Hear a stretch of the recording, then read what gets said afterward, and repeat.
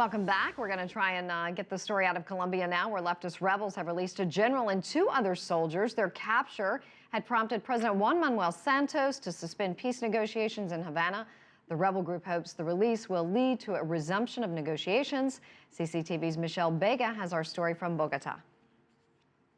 Colombian General Rubén Darío Alzate and 2 others were handed over to International Red Cross officials on Sunday morning.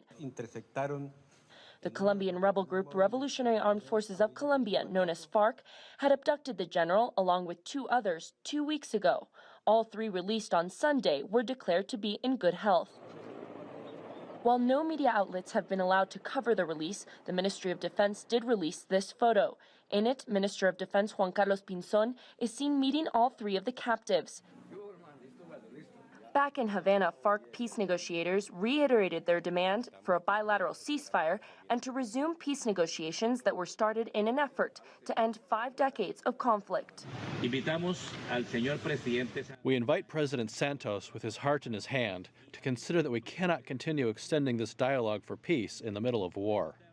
In a statement, President Juan Manuel Santos said, quote, "It's clear this decision contributes to returning to a favorable climate for continuing the talks and shows the maturity of the process." Santos says he will now meet with his team to discuss the return to the Cuban peace talks. Political analyst Jairo Librero says the president's decision to originally suspend talks has had a negative effect on his image. There was so much clarity on the agreed points, especially on the point made by the president, that nothing can affect the negotiations in Havana. The breakage of the point affected the confidence of both parts. Librero says in the meantime, the FARC's political wing looks stronger than ever as its message since negotiations were called off has never wavered. The things they said from Havana in these last 5 days is that they hope to overcome this situation as long as moving forward there are mechanisms to protect the peace process.